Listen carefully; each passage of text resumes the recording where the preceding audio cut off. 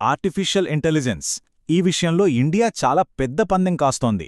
అయితే ఈ ప్రయాణం కేవలం టెక్నాలజీ కోసమేనా, లేకపోతే అందర్నీ కలుపుకొని పోవడానికా, లేదా ఇదంతా ఒక కొత్త రకమైన కంట్రోల్ వైపు దారితీస్తోందా? సరే, ఈ క్లిష్టమైన ప్రశ్నలన్నింటినీ ఈ విశ్లేషణలో పరిశీలిద్దాం. ఒకసారి ఈ చిత్రం చూడండి. ఇదేదో సైన్స్ ఫిక్షన్ సినిమాలోని సీన్ కాదు. భారతదేశం న్యాయ వ్యవస్థను మార్చేందుకు ఏఐని ఎలా వాడుతున్నారో చెప్పడానికి ఇదొక చిన్న ఉదాహరణ. అయితే దీని అసలు అర్థమేంటి?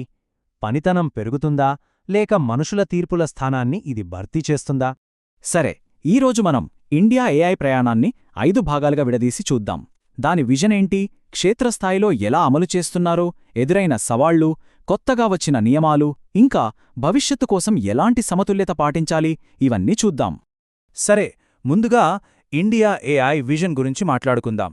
ఇక్కడ విషయమేంటంటే, ఏఐని కేవలం ఒక టెక్నాలజీగా చూడట్లేదు, దాన్ని ఒక జాతీయ పరివర్తనకు సాధనంగా భావిస్తున్నారు. ఇండియా ఏఐ వ్యూహానికి గుండెలాంటిది ఈ #AI ఫర్ ఆల్ అనే కాన్సెప్ట్. దీని ముఖ్య ఉద్దేశం చాలా సింపుల్. ఏఐని కేవలం కొందరికే పరిమితం చేయకుండా దాని లాభాల్ని ప్రతి పౌరుడికి చేర్చాలి. ముఖ్యంగా గ్రామాల్లో, వెనుకబడిన ప్రాంతాల్లో ఉన్నవారికి. ఆరోగ్యం, వ్యవసాయం, విద్య ఇలాంటి కీలక రంగాల్లో సేవలను మెరుగుపర్చడమే అసలు లక్ష్యం. అయితే ఈ ఆలోచన కేవలం కాగితాలకే పరిమితం కాలేదు. ఒకసారి ఈ టైం లైన్ చూడండి. 2018లో ఒక వ్యూహంగా మొదలై 2025 వచ్చేసరికి స్పష్టమైన పరిపాలన మార్గదర్శకాలతో ఒక పక్కా ఫ్రేమ్వర్క్గా మారింది. ఇక 2026 నాటికి ఇండియా తన ఏఐ ఆకాంక్షలను ప్రపంచ వేదికపై ప్రదర్శించడానికి సిద్ధమైపోయింది. ఇక్కడ మనం గమనించాల్సిన ఒక కీలకమైన విషయం ఉంది. అదే ఈ వ్యూహం వెనుక ఉన్న ఫిలాసఫీ. ఇక్కడ ఉద్దేశం ఉద్యోగాలు తీసేయడం కాదు, రైతులు, టీచర్లు, నిర్వాహకులు ఎవరినీ రీప్లేస్ చేయడం కాదు, వారికి సహాయపడే ఒక సాధనంగా ఏఐని ఉపయోగించడం, వాళ్ల సామర్థ్యాన్ని పెంచి పనిని సులభతరం చేయడమే అసలు లక్ష్యం. సరే, ఈ పెద్ద పెద్ద ఆలోచనల్నుంచి ఇప్పుడు క్షేత్రస్థాయికి వద్దాం. అసలు వాస్తవ ప్రపంచంలో ఏఐని ఎలా వాడుతున్నారో చూద్దాం. ఉదాహరణకు మన న్యాయ వ్యవస్థనే తీసుకుందాం. కోర్టు వాదనలను ట్రాన్స్క్రైబ్ చేయడం దగ్గర్నుంచి కేసులకు సంబంధించిన సమాచారాన్ని వెతకడం వరకు ఇలా చాలా పనులను వేగవంతం చేయడానికి ఏఐని వాడుతున్నారు. ఇదంతా న్యాయ ప్రక్రియను మరింత సమర్థవంతంగా మార్చడానికి ఉపయోగపడుతుంది. ఇది ఎంత పెద్ద వ్యవస్థో చూడండి. ఇంటరాపరబుల్ క్రిమినల్ జస్టిస్ సిస్టమ్ అంటే ICJS. దీని ద్వారా ఏఐ పోలీస్ స్టేషన్ల నుంచి ఫొరెన్సిక్ ల్యాబ్ల వరకు అన్ని విభాగాలను కనెక్ట్ చేస్తోంది. దీనివల్ల ఏం జరుగుతుందంటే సమాచారం చాలా వేగంగా, ఖచ్చితంగా ఒకరి నుంచి ఒకరికి వెళ్తుంది. ఇది దర్యాప్తును, న్యాయ ప్రక్రియను మెరుగుపరుస్తుంది. అయితే ఏఐ కేవలం ప్రభుత్వ వ్యవస్థలకే పరిమితం కాలేదు. ఈ టేబుల్ చూడండి. శ్వాస్ లాంటివి కోర్టు తీర్పులను స్థానిక భాషల్లోకి అనువదిస్తుంటే, సుమన్ సఖీ లాంటి వాట్సాప్ చాట్బాట్లు మాతా శిశు ఆరోగ్యం గురించి సమాచారం ఇస్తున్నాయి. అంటే ఏఐ నేరుగా పౌరుల జీవితాల్లోకొచ్చేసింది. ఇక భాషిణి లాంటి సాధనాలైతే భాషా అడ్డంకులను తొలగించి డిజిటల్ సేవలను అందరికీ అందుబాటులోకి తెస్తున్నాయి.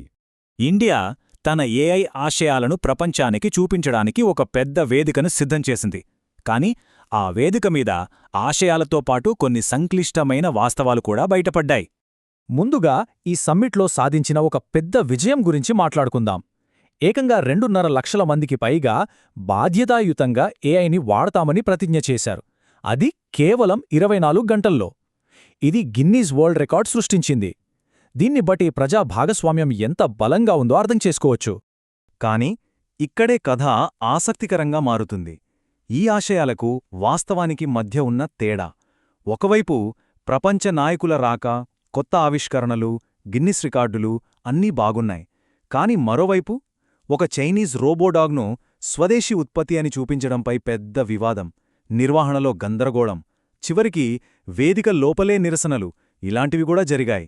మరి ఈ పరిస్థితిపై టెక్పాలసీ.ప్రెస్ లాంటి అంతర్జాతీయ విశ్లేషకులు ఏమన్నారు? వాళ్ళేమన్నారంటే, ఇండియా ఈ సమ్మిట్ను ప్రపంచ పాలన గురించి చర్చించే వేదికగా కాకుండా ఒక వాణిజ్య ప్రదర్శనలా చూసిందని విమర్శించారు.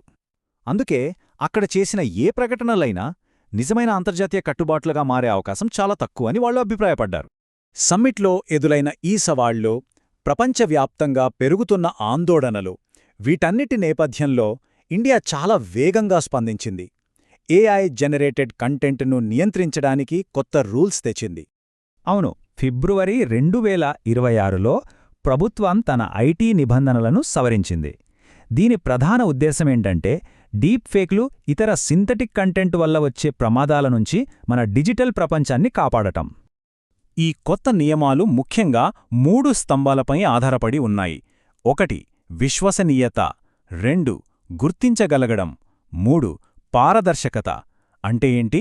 మనం ఆన్లైన్లో చూసే సమాచారం నమ్మదగినదిగా ఉండాలి, అది ఎక్కడ్నించి వచ్చిందో మనం తెలుసుకోగలగాలి, ఇంకా అది ఏఐ తయారు చేసిందని స్పష్టంగా చెప్పాలి.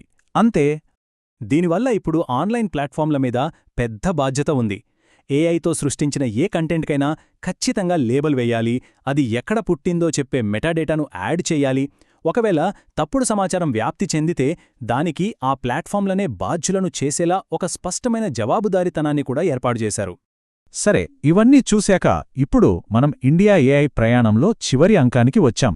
ఇక్కడ అసలైన సవాలు ఏంటంటే ఆవిష్కరణ, సమ్మిళితత్వం, నియంత్రణ, ఈ 3 శక్తుల మధ్య సరైన సమతుల్యతను సాధించడం. ఈ బార్ చార్ట్ చూస్తే ఇండియా ఒకేసారి 3 మార్గాల్లో ఎలా నడుస్తోందో స్పష్టంగా అర్థమవుతోంది.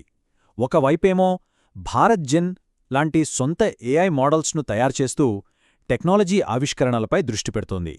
మరోవైపు భాషిణి లాంటి సాధనాలతో సామాజిక సమ్మిళితత్వానికి ఎక్కువ ప్రాధాన్యతనిస్తోంది. అదే సమయంలో కొత్త ఐటీ నిబంధనలతో భద్రత కోసం నియంత్రణను కూడా పటిష్టం చేస్తోంది. అందుకే చివరిగా చెప్పాలంటే భారతదేశంలో ఏఐ కథ మొత్తం ఒక నిరంతర సమతుల్యత సాధించే ప్రయత్నమే. ఒకవైపు వేగంగా దూసుకుపోతున్న టెక్నాలజీ, మరోవైపు దాని ప్రజా సంక్షేమం కోసం, జాతీయ భద్రత కోసం ఎలా వాడాలి అనే పెద్ద సవాలు. ఈ రెండింటి మధ్య సరైన దారిని వెతకడమే ఈ ప్రయాణం యొక్క అసలు సారాంశం.